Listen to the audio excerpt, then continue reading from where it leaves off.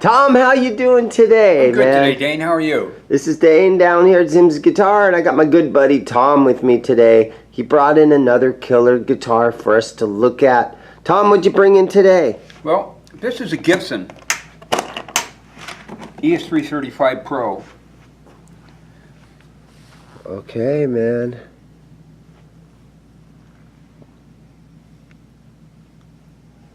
ES35 Pro.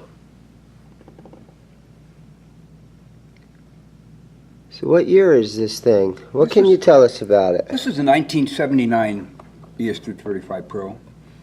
And most people think that these are hollow body guitars, but actually they have a piece of wood that's about this wide that runs the whole guitar all the way up through here. The neck included, and it is actually 3 laminated pieces of wood that are clamped together and glued, and then they put this in and they put the wings on here on the guitar. Oh, as far as the neck is 3-piece. I'll show you. Okay. You can see on the back here pretty plainly. See right there? On the different colored wood here and right here? This is where the wings are glued on, and then the neck is a tenon right down the middle right there. Yeah, because like a Gibson Melody Maker, it's just flat, and they didn't glue the wings on a Melody Maker. That was the extra little part, I guess. You can see here on the neck is kind of, you can actually see the other piece of wood if you look carefully. It's pretty hard to see it. Oh yeah, I can see that. Can you see it right there, the difference in the color right there? Uh-huh. Now that has the body of the guitar is painted on the outside, but this is one piece of wood right here, a really beautiful piece of wood. And this is the front side, but that solid piece is underneath it. And that's what gives them such good sustain and good sound. Yeah, so like I said, if you stick your finger in here, oh, I can feel that, yeah. Might be able to get in there and see that, but probably not. Cool, man. So what kind of pickups are in this thing? Originally it had the Dirty Fingers pickups, but I really like the 59 for the neck and the JB for the bridge. I put those on there. I kept the Dirty Fingers, but I like these pickups a lot better. The Dirty Fingers are okay for their little thing, you know, but these are the ones that I like. That's the only modification I did to it. I had a guitar guy look at it. Look at that pickguard bracket right there. That's interesting. So what were you saying? You had a guy look at it? I was going to have a guy redo some of the wiring in here and upgrade it to good cloth wiring, but he said it was as good as it's ever going to get. It's perfect in there from Gibson. They do a really nice job on their guitars. What year again did you say this was? 1979. 79. So in the 70s, Gibson was still making really high quality stuff. When was like the down time? I mean, you hear rumors or you hear stories about Gibson wasn't so great during certain time periods. What do you know about that?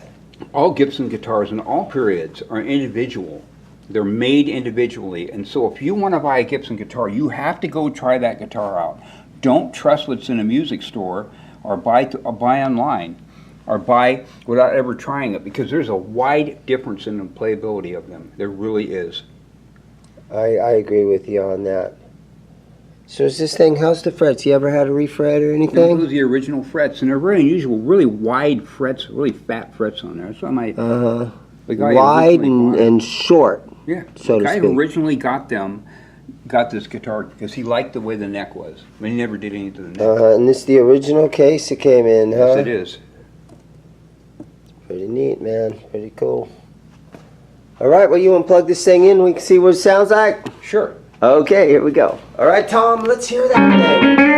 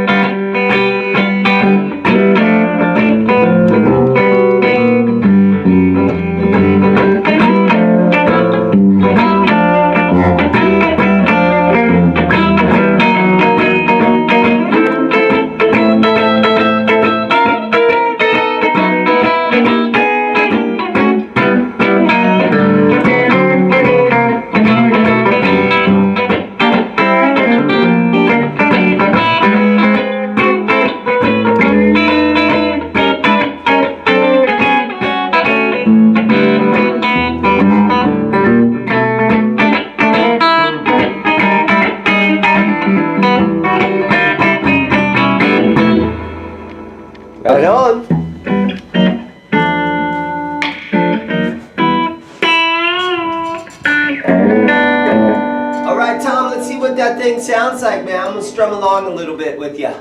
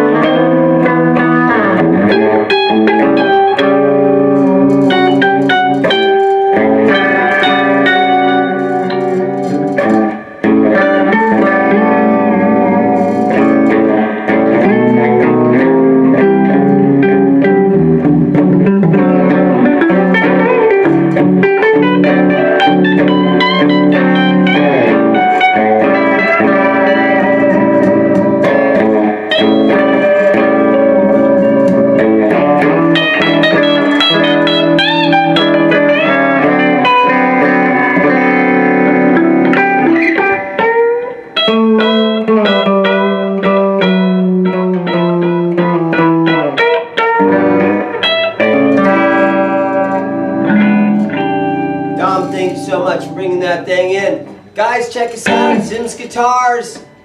Like, comment, subscribe. Thanks again, Tom. Dane? We'll see you guys soon. Later.